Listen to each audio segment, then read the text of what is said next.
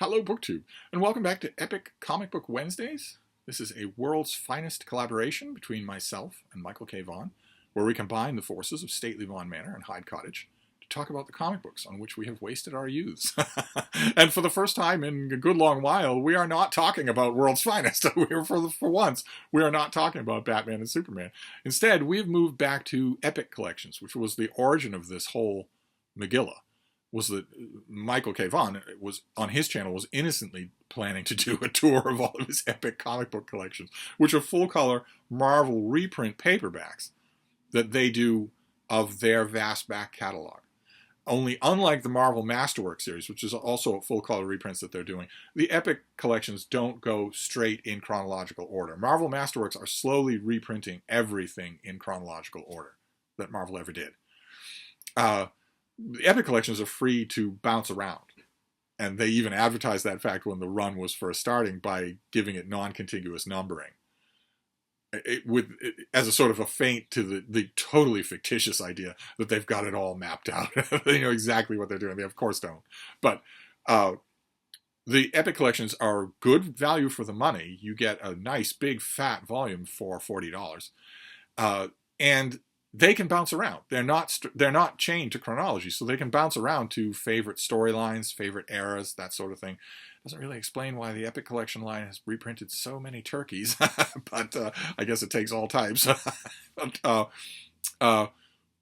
In his video, Mike holds up the Epic Collection of what we're talking about today, and I'm holding up a full-color paperback reprint too, but it's not an Epic Collection because for a while there, Marvel, I don't know if they still are, probably they're not, so they don't compete with their own line of Epic collections, but for a while there, Marvel was bringing out paperback editions of their Masterworks volumes.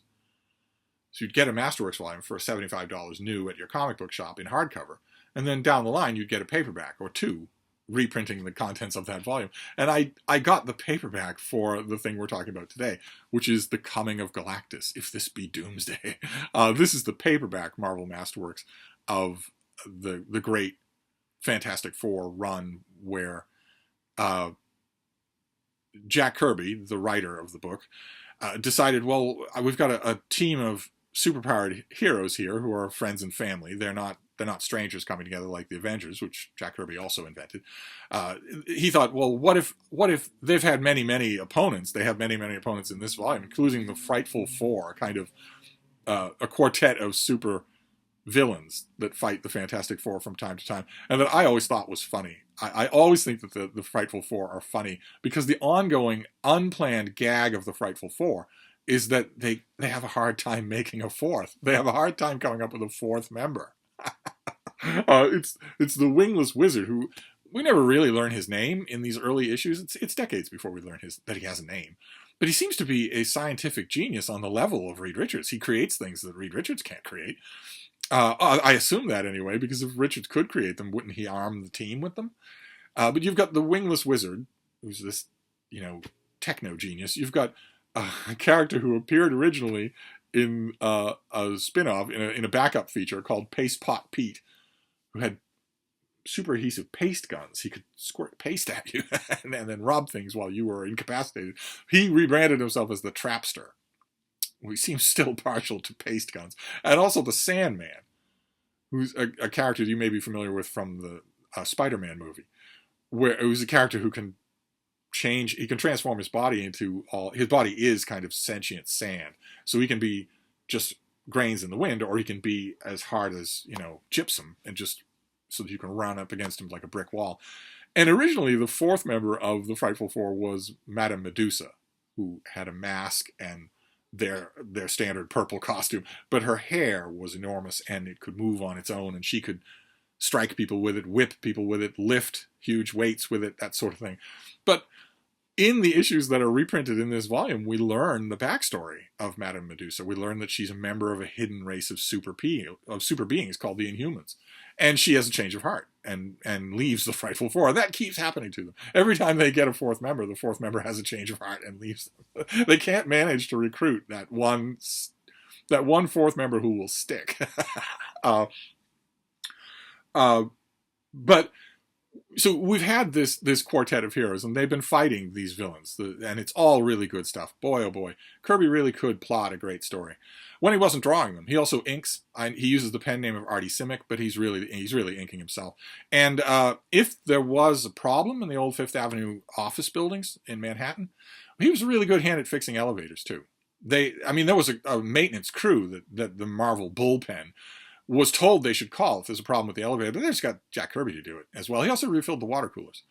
And he decided after a while, well, okay, but what if this team fought someone they couldn't beat?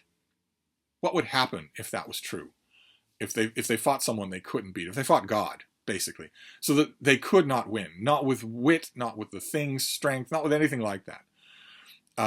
It would come down to a question of the intellect of Mr. Fantastic, the leader of the Fantastic Four, the strength of the Thing, Ben Grimm, the ever-loving blue-eyed idol o' millions, or the flame powers of Johnny Storm. It would not come down to the team's most powerful member, Sue Richards, the Invisible Woman, or the Invisible Girl at this point, who can turn invisible and also project impenetrable force fields. It wouldn't come down to her, because she was sidelined if action got rough. Because Jack Kirby certainly didn't want the ladies mixing it up in fights of any kind. And so Kirby came up with the idea of Galactus, an alien being who is godlike in his power and in his stature. There's a classic panel here that let me see if I can flash my way to it. There's a classic panel where Galactus is talking with the Watcher, who's an eons-old being, a race of super beings that are pledged to observe all things that happen in the galaxy, but never to interfere. And the Fantastic Four met the Watcher many, many, many issues ago, and boy, oh boy, did they luck out on the Watcher that happens to be in their neighborhood. Particularly, he's headquartered on Earth's moon. They really lucked out with their Watcher because he likes nothing better than interfering. He's interfering all the time. He's practically sending Sue Storm coupons for the grocery store. And he has a discussion with Galactus when Galactus comes to Earth. In this great panel here, where Kirby has our heroes way at the bottom because he wants to emphasize the sheer stature of both the so-called villain and a gigantic figure who may be interfering. At one point, Galactus wants to know, does the Watcher intend to interfere? And the implication there is one that's never really pursued, which is that the Watcher could. He has an enormous, really unmeasured level of power. We don't know what the Watcher can and cannot do. It's possible that he could effectively oppose Galactus. But in that discussion, we get the heart of the matter. Now, we get Galactus learns about the Earth from his herald, the Silver Surfer, who scours the spaceways looking for planets that have a living matrix, that are life-sustaining, capable of sustaining life. No idea what that is. That, of course, does not exist. Planets don't have souls any more than you do. Planets don't have souls any more than you do. There is no difference between a life-supporting planet and a non-life-supporting planet that is not embodied in the life it supports or doesn't support. But the assumption here, the gimmick of the story, is that some planets are worthy of Galactus to consume, and he has these high-tech equipment that he will immediately assemble if he sees that a planet is capable of feeding him. There's a great scene where the machinery that he's using to assemble it is just floating in the air. The Fantastic Four is just watching as the various pieces go flying by the window. He's assembling the machine that will sweep over the planet and devastate it. Convert all of its raw energy, all of its that biological matrix into energy, and feed that energy to Galactus. And what we learn right away about this character, it's not the big reveal. The big reveal happens later. What we learn right away about this character is that he doesn't have any animus towards Earth life or any other life. He's not, in other words, a bad guy. He is beyond that. He is totally non-human. All he wants is to survive. He needs to eat to live. That's all. He bears no ill will towards humans or any other life form. He goes and finds these planets and consumes them. He doesn't find them. The Silver Surfer is his herald.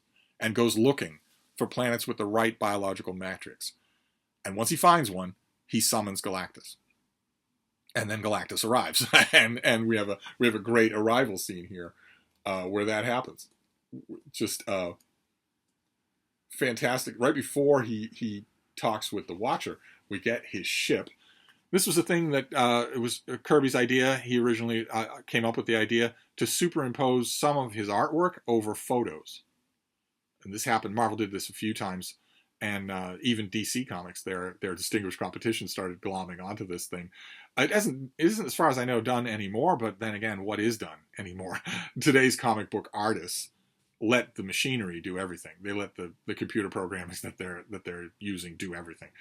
The computer will trace out the little models that they have on the table. The computer will supply the background, of course. Who's going to do a background? Who's going to learn perspective and depth? Nobody's going to do that. But once upon a time, this was a neat innovation. Jack Kirby's friends in real life did not notice any particular penchant on his part for innovation or for visual stimulation, much like this. There was an atmosphere very much in the zeitgeist of the time of the 60s when these comics were coming out of not being so staid and fuddy-duddy, trying new things, being all sorts of, path-breaking, groundbreaking storytelling techniques and down with the old stereotypes of storytelling and whatnot. Jack Kirby's friends in his real life never noticed that he had any interest in this sort of thing, knew anything about it, cared anything about it. Then again, Jack Kirby's friends in real life never noticed that he was really good at quoting from Shakespeare or the Rubaiyat of Omar Khayyam or anything like that. They never noticed a literary side to Jack Kirby at all. He must have tapped on something extra for these. Yeah. It's kind of weird, though. If you dig way down deep into the minutiae of the history of Marvel Comics, you find that there was, from time to time, in the oral discussions, the interviews, from time to time, there's this really obscure office boy. We don't really know what he did. Probably he just got coffee. Called, I think his name was Stan Lee. He obviously had nothing to do with the creation of anything to do with what Marvel is famous for. Of course, that's all Steve Ditko and Jack Kirby. But every once in a while in interviews, people will sort of mention that the kid that gets the coffee is a fair hand at innovation, is a fair hand at breaking down barriers, is a fair hand at quoting things, literature. As opposed to the literature that everybody knew was associated with Jack Kirby, which was the racing form for Scarborough Downs. I don't know. Who knows? Maybe occasionally from time to time when Kirby wasn't drawing and inking and scripting and doing all of the FedExing and fixing the elevator, maybe from time to time he had random conversations with that coffee boy. What was his name again? Well, it doesn't matter because Marvel Comics is the creation entirely from the ground up, ex nihilo, by Jack Kirby and Steve Ditko. So we don't really need to remember the coffee boy's name. But we get this epic, awe-inspiring technology, and then we get Galactus appearing. Never mind the dodgy coloring here. The Galactus's color scheme is supposed to be purple and deeper purple, and he is supposed to have pants, not shorts, pants. But this storyline, these 3 issues of the Fantastic Four, where the Silver Surfer and Galactus make their first appearance, these have been reprinted a million times. The first Marvel Treasury edition of the Fantastic Four reprints this whole story. In no 2 reprints will Galactus be colored the same way. Not 2 of them anywhere will he be the same. So a reprint volume that you find, there might be flesh tone right here for leg and no leggings. A reprint volume that you have might have no green and no red, just purple and deeper purple. I don't know what that is. I don't know what that is with Galactus. See, this is the original Kirby cover, redone for the Marvel Masterworks paperback. So here the colors are resaturated, the lines are softened and smoothed and whatnot, sort of painted over. And here the Galactus color scheme is the same. And if Galactus makes his appearance in the Marvel Cinematic Universe, first of all, nobody will care 2 farts in a pan because nobody cares about the Marvel Cinematic Universe anymore. But if Galactus does, I'm assuming that he will have this color scheme, purple on deeper purple. Oh, I'm sorry. I meant she will. But anyway, the crux of the story here is that the idea that Kirby had, maybe after talking with that coffee boy, I don't remember his name, but it doesn't matter, or maybe not, was that nothing that the Fantastic Four would be able to do would be able to help. and that turns out to be true. That the story has the courage of its convictions. The Galactus unleashes a killer robot on our heroes. He unleashes a killer robot who's not very big. He's a killer robot that is called the Punisher. And the Punisher mops the floor with the Fantastic Four. It's easily superior to them. And they eventually find a way to defeat the Punisher, and you immediately raise the question of, okay, this is Galactus, so why doesn't he release 1,000 Punishers? Why not 1,000 Punishers? Why only one? He must have an armory of these things, but he doesn't do it. He relies mostly on intimidation, on planets just giving up. We see that in these issues that planets know who Galactus is and very much want him to pass their planetary system by because they can't beat him. And he also relies on the Silver Surfer, his herald, who has been imbued with the power cosmic. The Silver Surfer is himself incredibly powerful. And as the issue is going on, the Fantastic Four is being defeated one way after another, the Silver Surfer is learning that humans have a personality. He learns this from the Thing's blind girlfriend, Alicia Masters, but he also learns it by watching the doomed valor of the Fantastic Four, to the point where he turns on his master, where he says, these people have a right to live. He starts repeating what the Watcher has already said to Galactus, which is that this is not just a biologically capable world. This is a biologically capable world with millions of individuals on it. And that makes it a crime. You desiccating to a husk the matrix of a life potential planet that is not inhabited is one thing. If Galactus does what Galactus must to survive, if you wanted to eat planets like that, go right ahead. But eating a world that has people on it, civilizations, dreams, aspirations, love, is clearly wrong. It's clearly something that must be resisted, and the Silver Surfer does resist. It isn't going to do any good. The Silver Surfer was made by Galactus. Galactus says that in all the eons that I have had servants, you have been the best one. And also the first one to turn on me. Which kind of makes you wonder about what previous heralds have been like, but the Silver Surfer does turn on him, but it doesn't make a difference.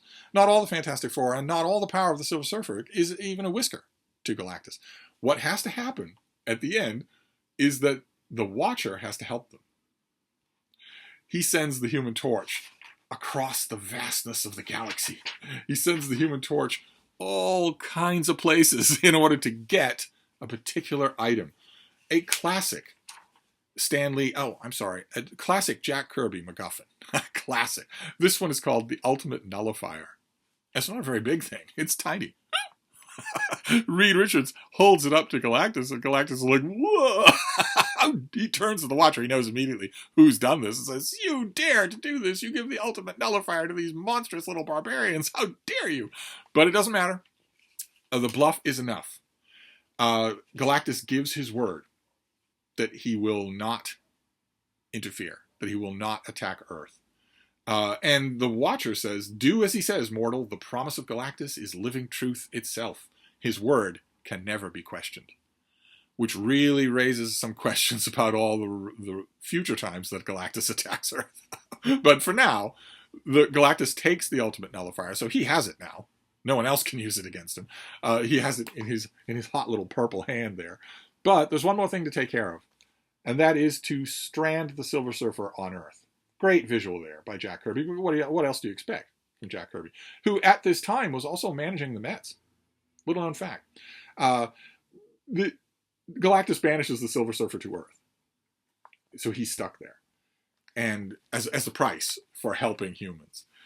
And the one thing that Jack Kirby could not have known when he was inventing all of this stuff and coaching the Mets, and also, right there on the phone for the president if he needs him, was that fans would love the Silver Surfer. They would love Galactus too, but they would fall in love with the Silver Surfer. The Silver Surfer became such an iconic character, so requested by fans, that Jack Kirby actually had an edict at Marvel Comics that no one could write this character but him. All other characters people could write, but not the Silver Surfer. Only Jack Kirby could write the Silver Surfer. I think that's how the edict went. Maybe there was a different name on it, but whose name could there have been, right? Am I right? It had to be Jack Kirby, who would go to Marvel Comics offices, write, draw, ink, color, and letter all of the comics that they were putting out that month, fix the elevator if it needed fixing, and then at night he would go to Broadway to watch the latest gala Broadway show, which, unbeknownst to the audience, he had also scripted. Anyway, Galactus does, spoiler alert, but Galactus does come back a few times to Earth. And it's only decades and decades later, that the fan favorite artist John Byrne got control of Fantastic Four. He was given the Fantastic Four to do, and unlike when DC Comics gave him Superman, which is one of the low points in an industry replete with low points, when Marvel Comics told John Byrne, you can be the writer and artist for the Fantastic Four, what resulted was an incredibly great run of the Fantastic Four. Go figure. You never can tell whether or not an artist and writer is going to gel on a book where they didn't gel before. Byrne's run on the Fantastic Four is incredibly good. And it's in Byrne's run on the Fantastic Four that he addresses a question that he had as a little kid reading these issues, same as what would have been my great-grandfather, who was a little kid when he read this issue on the newsstand, and had the same question, which is, where are the other Marvel heroes? Haven't you built Marvel on the fact that it's, as Jack Kirby so often said, it's the world outside your window, it's one contiguous shared reality? Didn't you build Marvel Comics on that? Well, if that's the case, then why is the Fantastic Four fighting Galactus alone? The threat of Galactus is known to the whole world. The whole world has seized the skies light up with fire. The whole world knows the Silver Surfer has come. The world knows that although the action is centering on Manhattan, of course, because that's the center of the world, that the whole world is going to die. And yet there are no other heroes even mentioned in this comic. And that's important because later on, a little bit later on, Galactus shows up in Thor, in the Mighty Thor, that comic book run, which was also being written and drawn and colored and inked and lettered by Jack Kirby. And in that run, Thor fights Galactus and beats him. Alone. Now, Galactus fans over the decades have made a case that, Galactus's energy levels vary from when he's nice and full from a big meal to when he's depleted, and that Thor only beat a depleted Galactus. It's made pretty clear in that issue that Thor is more powerful than Galactus. Doesn't seem right. There are gods and there are gods. Thor shouldn't be as powerful as Galactus. But that's to say nothing of everybody else involved. All the other heroes involved in the Marvel Universe. What would happen if Galactus attacked Earth and all the Marvel superheroes were united? This would be the only thing that would unite them, is that they're all going to die if they don't fight together. I mean, if you throw the Hulk from the air onto Galactus's head, what kind of damage is he going to do? I presume a lot of damage. And it was only decades later that John Byrne, in his run on the Fantastic Four, decided to quasi-answer that fact by having a bunch of Marvel heroes fight Galactus at the same time. Thor pelts him with God-style Norse lightning. Mr. Fantastic stretches his body like a slingshot and hurls the thing into Galactus's face.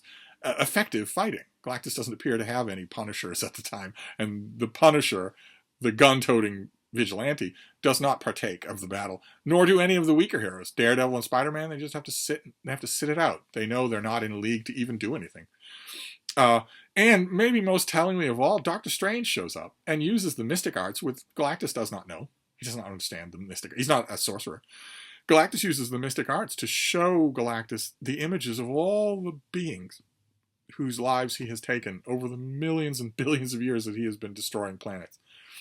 And it staggers Galactus. He cries out in alarm. And that's just for starters. There are plenty of other heroes that don't get involved in that fight that John Byrne does. You don't get anything like that here. It's addressed... Byrne addresses it theoretically by having a fight later on, but it's addressed also theoretically in the miniseries The Marvels, which is drawn by Jack Kirby and written by Jack Kirby. And although I guess there are some other people involved, but they also were just office boys. They just got coffee for Kirby. But in that miniseries, in the fine print, we're told that the Avengers at the time, for instance, which was a very weak team, they wouldn't have been able to do anything against Galactus except maybe the Scarlet Witch, were trapped out of town. I guess it's some sort of Triborough Bridge incident. That doesn't really explain where Thor was, or Iron Man, or any of the Norse gods, for that matter, who maybe like Earth, or Hercules. And in the fine print of Marvels, where also J. Jonah Jameson, the publisher of the Daily Planet, the Daily Bugle, let's not even talk about the Daily Planet, Galactus and the Silver Surfer together would be a moderately busy afternoon for Supergirl, let alone Superman. But we're talking about Marvel Comics here, the home of the loser heroes. Uh, there's a copy of the Daily Bugle that is shown in Marvels where J. Jonah Jameson was writing an editorial about how Galactus was a hoax, that he isn't real. Why would an alien from another galaxy have the letter G on his suit that says Galactus? Why would that be? That wouldn't be true. I guess that was the Kurt Busiek, Jack Kirby's way of sort of suggesting that maybe the other heroes didn't get involved because maybe they thought it was a hoax. Maybe they didn't realize it was real until it was too late. It's not addressed, and it doesn't really matter because these issues are so winning. They are so amazing anyway that it doesn't matter. This is high cosmic adventure. In this volume, there are other adventures that aren't.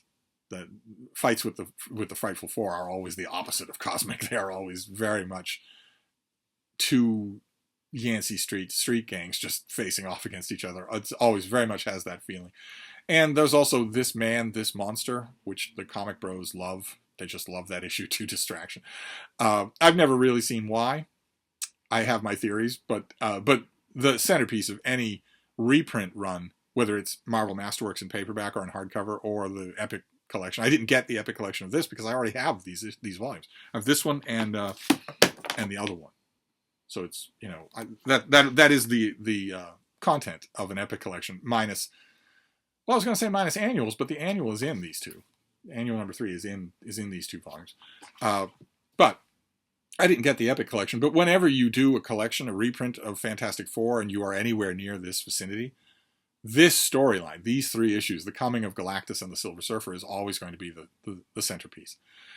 And that has stayed true. If you do just a random Fantastic Four reprint, you've got to have these issues. You've just got to have them. And you've got to have your own distinctive coloration of Galactus's outfit. And I want to wrap up this video by pointing out that is staying true. Because the next Fantastic Four reprint volume is the Fantastic Four entering Penguin Classics. The Black Spine Penguin Classic reprint line is doing a Fantastic Four volume later this year. And these issues will be in it. I don't know what else will be in it. I can guess. I can make a guess as to the first issue will be there, I'm sure. Maybe The Impossible Man. Maybe This Man, This Monster. It depends on whether or not a comic book aficionado, in other words, Jack Kirby, was involved in arranging which issues were going to be in that volume. I'm sure that the people at Penguin Classics went to Marvel to consult. Well, this is the company that's putting out the Fantastic Four, so they must know the issues that we really want. And I'm sure that the representative of Penguin Classics was told to check their privilege, to read the room. I was this years old when I learned this isn't going to age well, yikes, etc., etc. And they probably did what normal people do when they encounter blue checkmark SJWs like the kind that infest Marvel Comics from top to bottom today, which is to back away very slowly. Okay, great, that's great. Okay, great. I'm gonna go now. Oh, so you're exercising your privilege to leave whenever you want. Very cishet of you. It's just it's a seething madhouse of lunatics. So probably the people at Penguin Classics had to consult with other people, people who just know the Fantastic Four really well, which would be Jack Kirby. But anyway, this is a height of the Fantastic Four. If you look at the long history of this comic, which did eventually reach issue number 400. I was waiting for that. I was waiting basically from the beginning. When Fantastic Four reached issue 50, when it reached issue 100, the whole time I was thinking, well, someday this is going to reach issue 400. And won't that be incredible when Fantastic Four reaches 400? I assumed that not only myself, but that the world would be dead. I assumed that the only thing that would stop the Fantastic Four from getting to issue 400 would be that thermonuclear war had happened. But I didn't, even if thermonuclear war didn't happen, I assumed that I would be dead. Yet I lived to see Fantastic Four 400, and I'm kind of sorry that I did. but in between those landmarks, there have been great runs on this comic, and this is one of the greatest of them. This is just purely done. So this is not an example of where a lot of you bloodthirsty little marmosets like it when Mike and I disagree, and we're not going to disagree this time around, I'm afraid, on the If This Be Doomsday, on the Coming of Galactus. Comic book fans can't disagree on that. So that's it. That's our epic comic for the week. We'll see. I think Michael K. Vaughan might have mentioned what's coming up next time, but I honestly don't remember. I'll have to check. He might have done a video on that, or he might have sent me pictures of covers of what we're going to talk about next time. But it'll be fun. No matter what it is, it'll be fun. For the three of you who watch these videos, you'll have a whale of a time. So I'll wrap this up for now. We'll see you then. Thank you, BookTube.